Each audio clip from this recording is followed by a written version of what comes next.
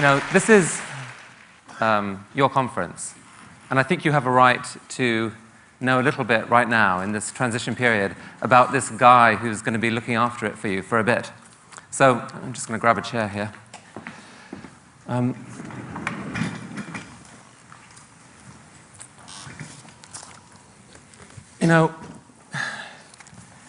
2 years ago at TED,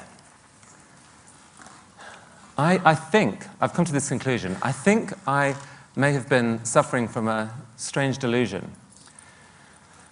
I think that I may have believed unconsciously then that I was kind of a business hero. I had this company that I'd spent 15 years building. It was called Future. It's a magazine publishing company. It had recently gone public, and the markets said that it was apparently worth $2 billion, a number I didn't really understand.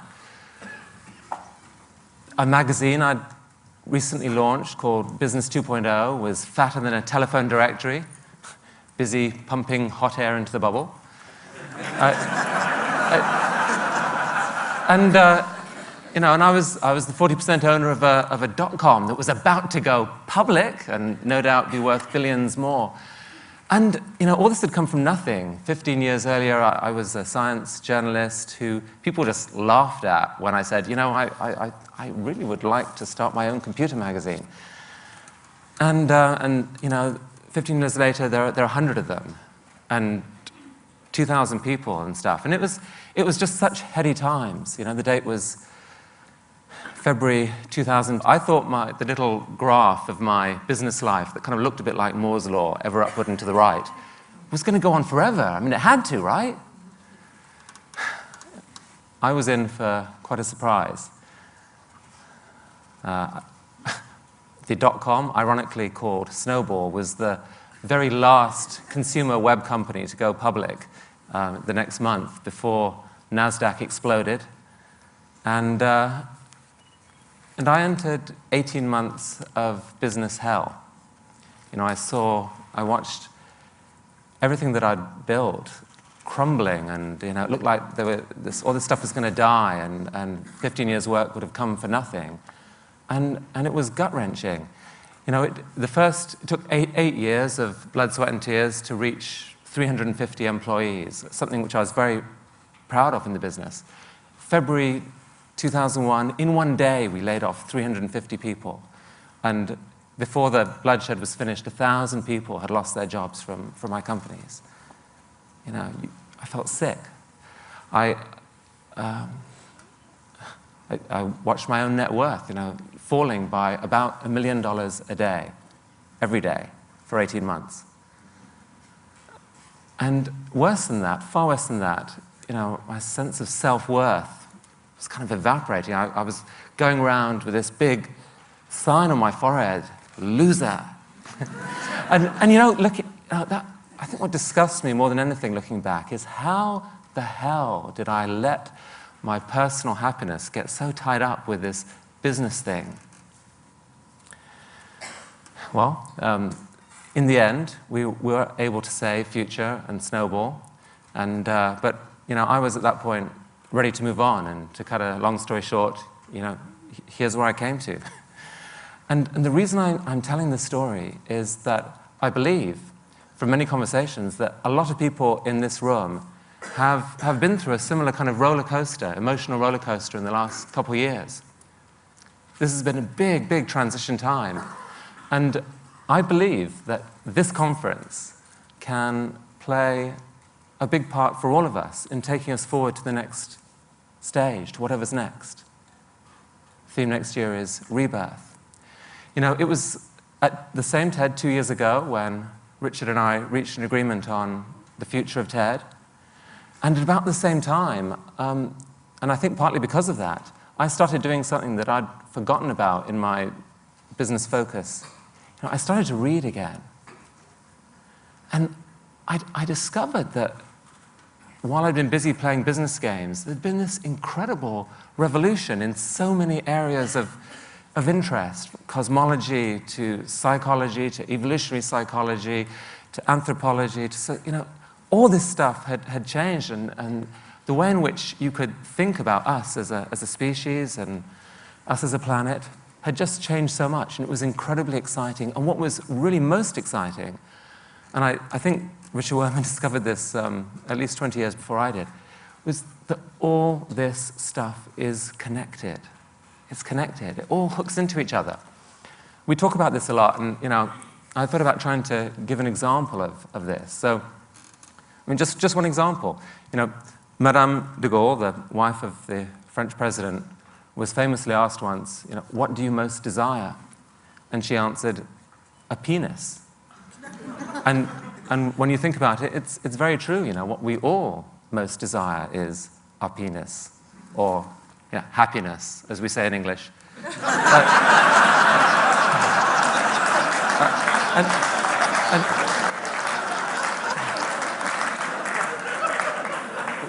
And something. Good luck with that one in the Japanese translation room.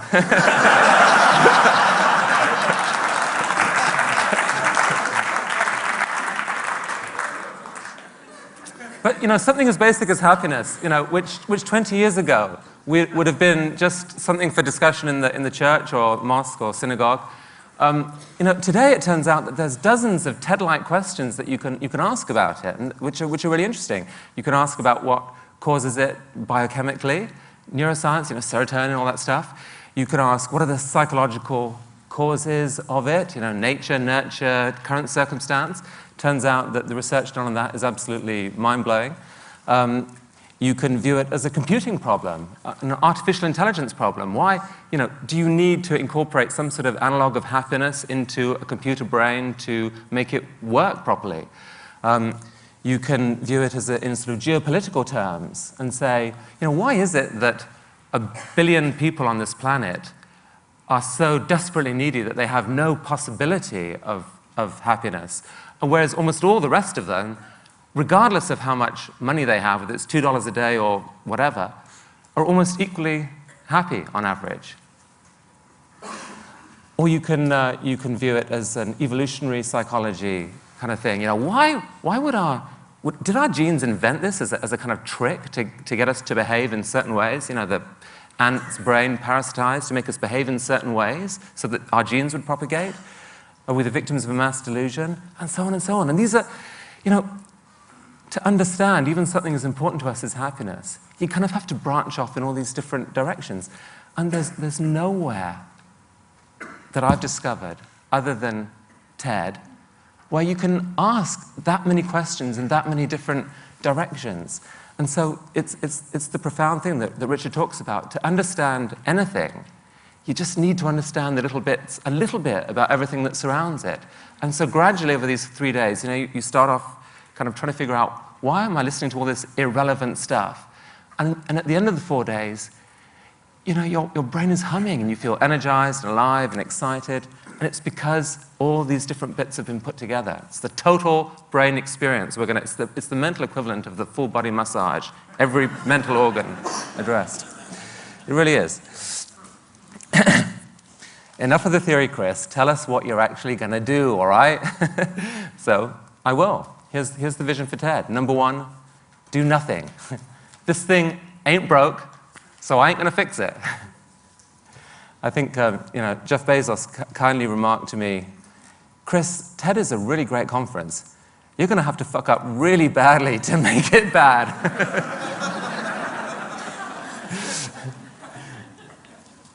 So, I gave myself the job title of TED Custodian for a reason, and I will promise you right here and now that the core values that make TED special are not going to be interfered with. Truth, curiosity, diversity, no selling, no corporate bullshit, no bandwagoning, no platforms. Just the pursuit of interest, wherever it lies, across all the disciplines that are represented here. That's not going to be changed at all. Number 2, I am going to put together an incredible lineup of speakers for next year. The timescale on which TED operates is just fantastic after coming out of a magazine business with monthly deadlines. There's a year to do this. And already, and I hope to show you a bit later, there's 25 or so terrific speakers signed up for next year. And I'm getting fantastic help from the community. This is just such a great community. And combined, our contacts reach pretty much everyone who's interesting in the country, if not the planet. It's true. Number three, I do want to, if I can, find a way of extending the TED experience throughout the year a little bit. And one key way that we're going to do this is to introduce this book club. Books kind of saved me in the last couple of years. And that's a gift that I would like to pass on. So when you sign up for TED 2003, every 6 weeks, you'll get a care package with a book or two and a reason why they link to TED. They may well be by a TED speaker. And so we can get the conversation going during the year and come back next year, having had the same intellectual, emotional journey. I think it will be great. I think it'll be great. And then fourthly, I want to mention the Sapling Foundation, which is the new owner of TED. What Sapling's ownership means is that all of the proceeds of TED will go towards the causes that Sapling stands for. And more important, I think, the ideas that are exhibited and realized here are ideas that the foundation can use, because there's fantastic synergy. Already just in the last few days, we've heard so many people talking about stuff that they care about, that they're passionate about, that can make a difference in the world. And the idea of getting this group of people together, some of the causes that we believe in, the money that this conference can raise, and the ideas, I really believe that that combination will, over time, make a difference. I'm incredibly excited about that. In fact, I don't think, overall, that I've been as excited by anything ever in my life. I'm in this for the long run. And I would be greatly honored and excited if you'll come on this journey with me.